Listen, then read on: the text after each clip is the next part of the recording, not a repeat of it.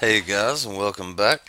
In this tutorial, we are going to go over masking. I'm going to do an introduction to the masking dialog box and go over the buttons and just kind of talk to you about it a little bit and give you an overview of it. And then in the very next tutorial, I'll go in depth with masking and I'll show you how to use it. Okay, so let's go ahead and get started. Now, this is our part. Uh, as you can see, it's got a whole lot of holes in it, and you will occasionally, from time to time, get something like this that's got a whole bunch of different size holes, and this is a perfect example when discussing masking because this would be the perfect thing to use masking on. Now, what masking does, it's used to prevent entities from being selected or otherwise edited, and it's also used to only select specific entities when you're chaining things or doing whole processes, or for instance, in this case, selecting holes.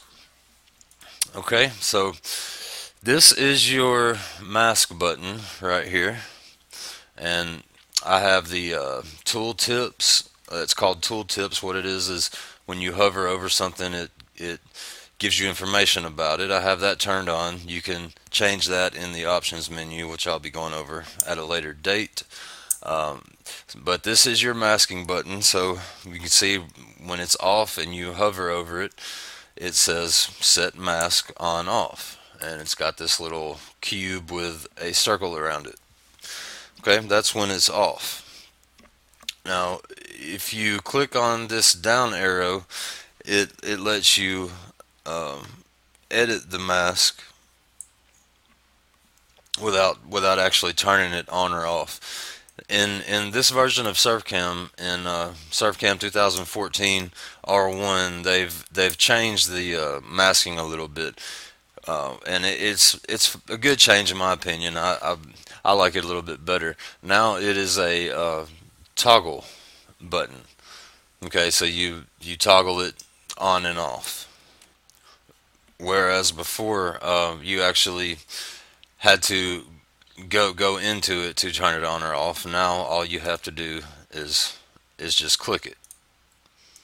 Okay, so you just click it and it turns it on and off. And another thing that they've changed, when you're going through options, whether you're editing geometry, drawing geometry, creating toolpaths, whatever you're doing, you have toolbars that appear right here. And a quick way to get out of those, instead of going to a back button and clicking back, back, back, back, a lot of times you just hit escape, 2 or 3 times, and that clears everything out.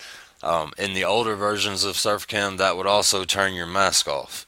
Well, in this one, it doesn't do that. You can hit escape as many times as you want to, and it doesn't turn off until you actually go up there and click it. And I like that.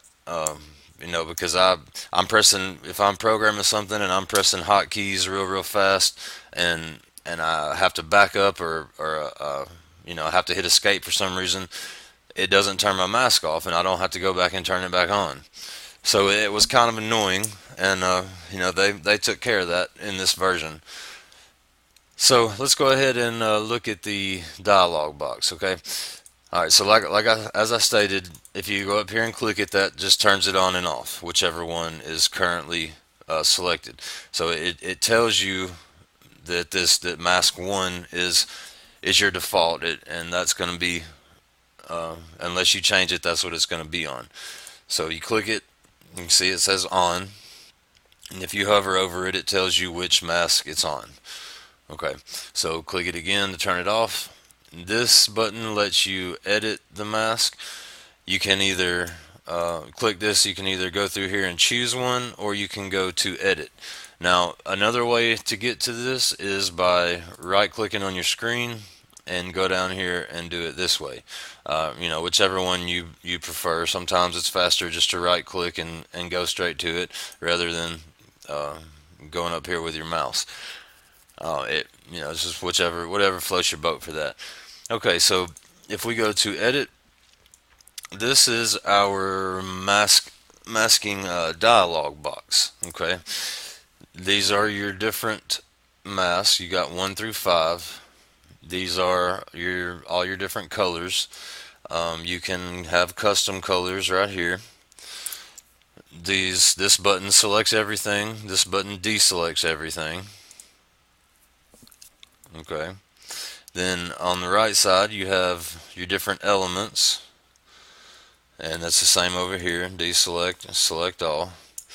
Alright, this arrow, if you say your part has several different colors on it and you're not sure which color it is, because some of them are real close to each other and sometimes it's hard to tell.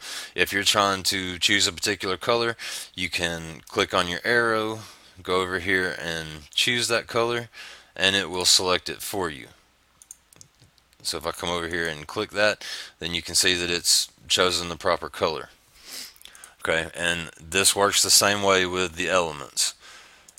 If you're not sure if you have an arc or a polyline or a spline, then you can click the arrow, come over here and click the element, and it will select the appropriate one. Alright, so that takes all the guessing out of it. You don't have to try to go through them until you get it right. Now this button right here, if you click more, it's going to give you a whole lot more options over here. It's the same ones as to begin with are there. You just have a whole lot more. Uh, this is, you can mask things not only by color, by the type of element. You can do arcs by radiuses or diameters, circles by radiuses or diameters. You can do a minimum and a maximum. You can mask by layers.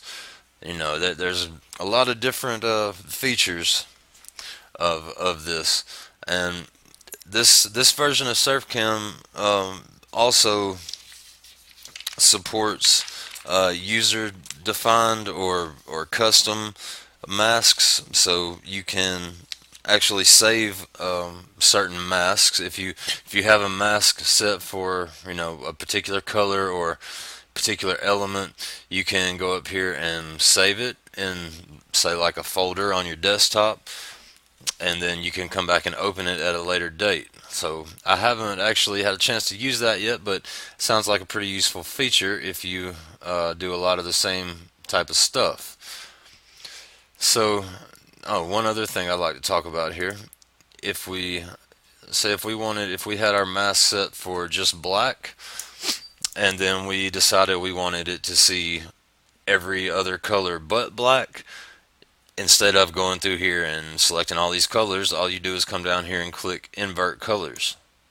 Okay, and what that does is it selects every single other color except for the one that you previously had checked. Alright, so that's extremely useful and a big time saver there. Okay, here's where you set your mask name. If you decide you want to save it, you can name it whatever you want to. This dialog box also has an apply button. It works pretty much the same way as the apply button in layers does. And that in a nutshell is your masking dialog box. Masking is a very important and useful feature of Surfcam.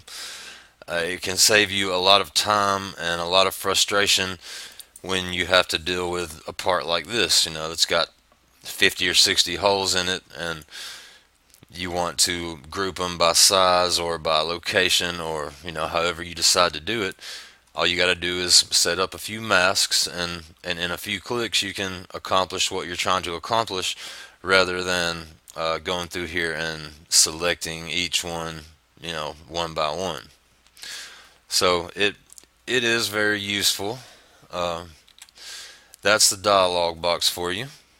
And in the very next tutorial, I will be going over masking in depth. I'm going to use this same part file here. I've got a layer set up to show you how to use masking. Okay, it's the exact same geometry as this. It's just in 2D form, so all it has is the outer profile and the holes.